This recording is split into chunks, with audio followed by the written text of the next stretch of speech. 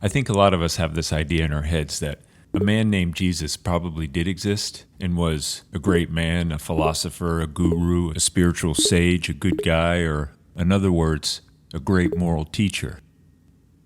But God? No, I don't think so. But according to C.S. Lewis, this is the one thing we mustn't say, because it's nonsense, it doesn't make any sense, and it's just not an option. Look at it this way.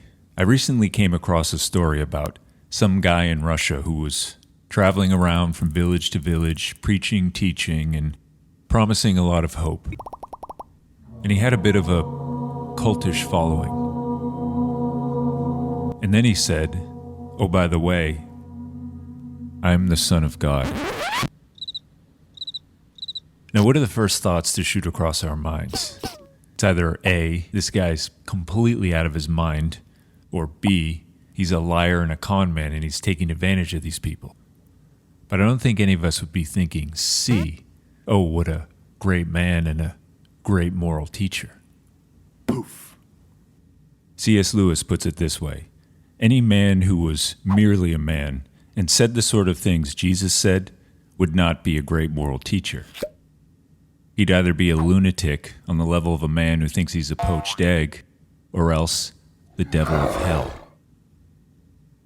So then for Jesus to go around claiming to be the Son of God, there can really only be three options. Either A, he's a madman, B, he's lying, or C, the option that terrifies us. He actually is who he says he is. Now, some of us will try to wiggle out of this by saying, yeah, but how do we know he really said those things? Well, either he said them, or somebody else invented that he said them.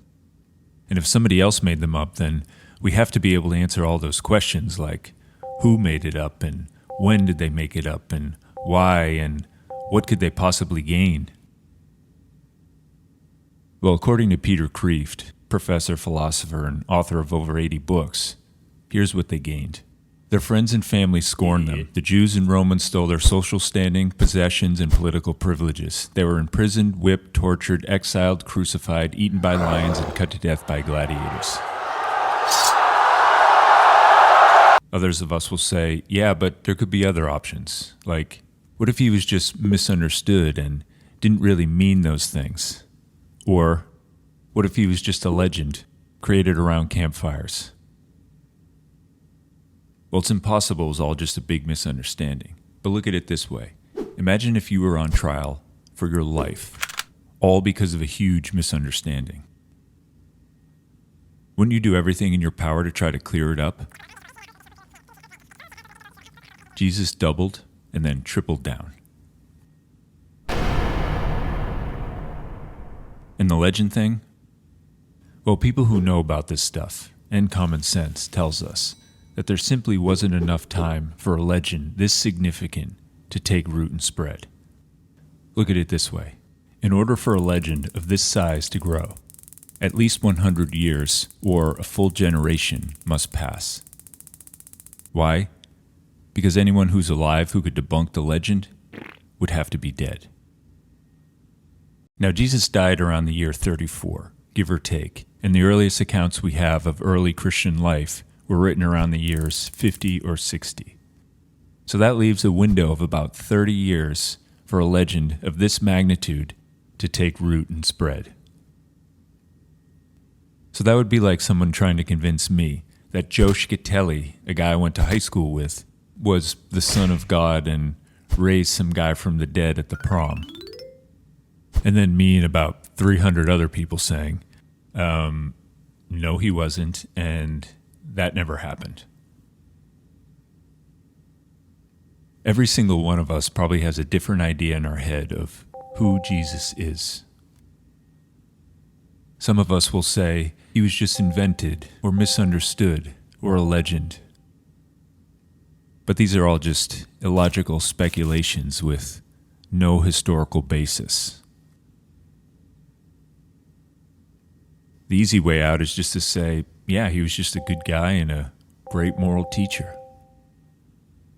But as C.S. Lewis says, we got to stop with this patronizing nonsense about him being some great human teacher. He didn't leave that option open to us. He didn't intend to. Instead, we're left in a rather uncomfortable spot, and we have to make our own choice. Do I mock him or pity him as just some poor guy who was completely out of his mind? Or do I spit on him as a liar and a fraud who deceived billions of people? Or do I fall down on my knees and say, yes, God,